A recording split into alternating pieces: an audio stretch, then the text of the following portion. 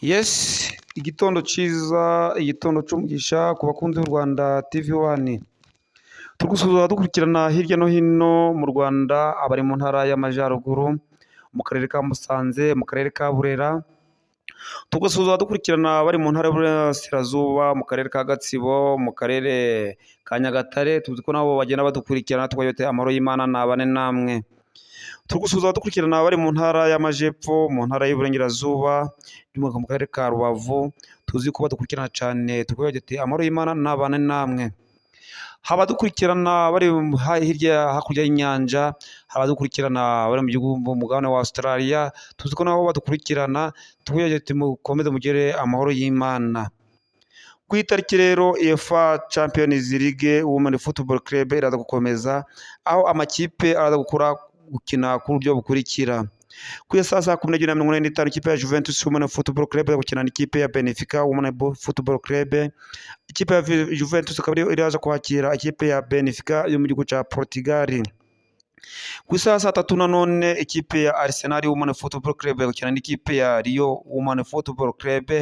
Akaba ari amakipe araza guhatana kugira ngo ahatanire kuja guhatana igikombe gisumba ibindi bikombe ku mugabane w'Uburayi cyo UEFA Women Football Club.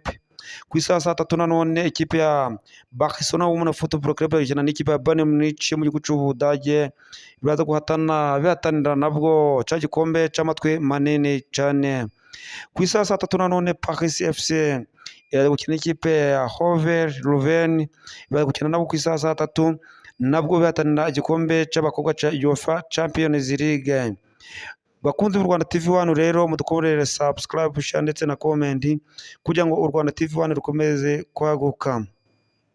Ku itariki y'ejo ya tariki ya 8 nabwo imikino izakomeza muri Afurika, aho muri World Cup Qualification muri groupe ya mbere ikipe ya Ethiopia izakira Guinea Bissau ku saa 9. Ku saa 10 ikipe ya Djibouti izakira Djibouti nanone. Ku saa 10 nanone ikipe ya Sierra Leone izakira Burkina Faso. Aha ari amakipe ahatanira kuzaja mu gikombe cya Afurika cy'isi cya 2026 kizabera mu gihugu cya Canada.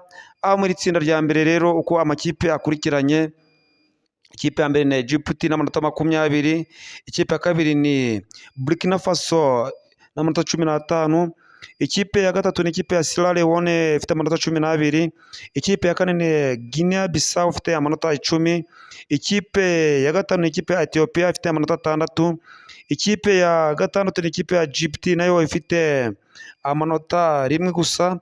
Akaba ari amakipe akomeje guhatanira kuja mu gikombe cy'isi cya 2026 kizabera mu gihugu cya Canada. Amakipe rwose azaba akeneye kugira inyota kugira ngo aje mu gikombe cy'isi kizabera mu gihugu cya Canada. Muri groupe ya ikurikiyeho D izakina ejo nayo Eswatini nayo izakira ikipe ya Angola ku saa 9. Ku saa 9 nanone Libya izakira Cape Verde. Ku saa 9 nanone Mauritania izakira Cameroon. Mu itsinda rya kane ikipe ya mbere ni ikipe ya Cape Verde n'amanota 19, Cameroon ni ya kabiri n'amanota 15, Libya ni ya gatatu n'amanota 18, Angola ni ya kane n'amanota 10, Mauritania ni ikipe ya gatanu n'amanota 5, ikipe ya gatandatu ni Eswatini ifite amanota 2. Iri tsinda narwo akaba ari itsinda riri kugenda rimera neza uburyo amakipe yayo ari gukomeza kwitwara. Mu tsinda rya gatanu ariyo rimo Nigeria izakira Congo saa 3 nanone ikipe ya Tanzania izakira Zambia.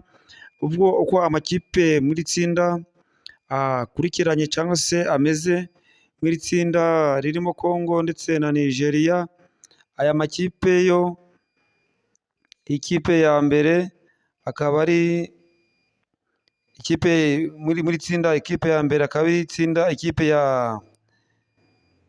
ya Cameroon ya Maroc akaba ariyo ya mbere n'amanota 21, Tanzania ikaza ku mwanya wa kabiri n'amanota 10, Niger ikaza ku mwanya wa gatatu n'amanota 9, ikipe ya Zambia ikaza ku mwanya wa kane n'amanota 6, ikipe ya Congo ikaza ku mwanya wa nyuma n'inota 1.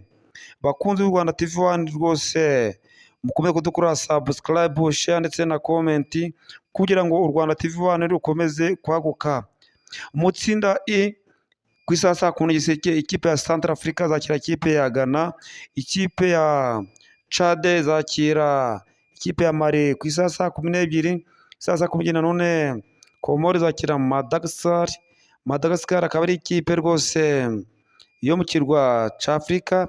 Muri tsinda ikipe ya mbere mu tsinda ikipe ya mbere ni Ghana ifite amanota 19, Madagascar ni ya kabiri n'amanota 16, ikipe ya gatatu ni Komori n'amanota 15, Mali ni ya kane n'amanota 12, ikipe ya gatanu ni ikipe ya Central Africa Republic ifite amanota 5 ni ya gatanu, Chad ni ya nyuma n'inota 1.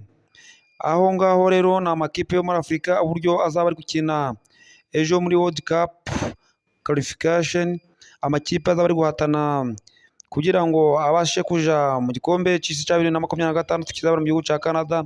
World Cup qualification AF muri fourth round ya kane muri groupe ya mbere Oman izakira Qatar.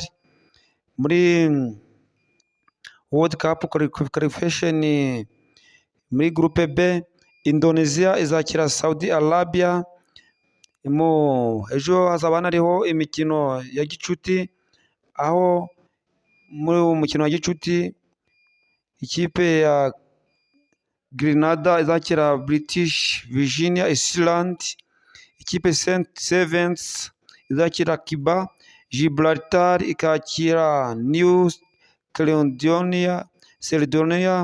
Akaba ari amakipe azakirana mu bihugu, aho mu mikino ya gicuti mu maklabu Wolfsburg izakira Hertha Berlin, Wolfsburg nayo ikakira Saint 18, CCCV 18, 4-6, PSV Cleveland izakira Union Berlin.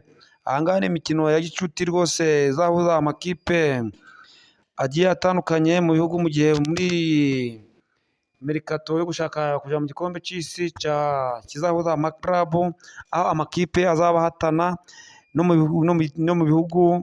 Ahangaha amakipe amwe azaba akina imikino ya gicuti kugira ngo arebe ukuntu akomeza gutyaza imyitozo yavyo mu gihe atarakina n'amakipe yayo.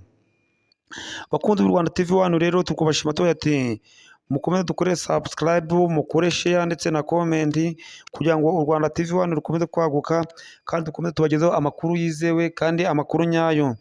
Nshuti bakunzi b'u Rwanda TV 1 turabashima tugira ati amara y'Imana nakomeze kubana namwe kandi mugire umunsi mwiza, turabakunda cyane.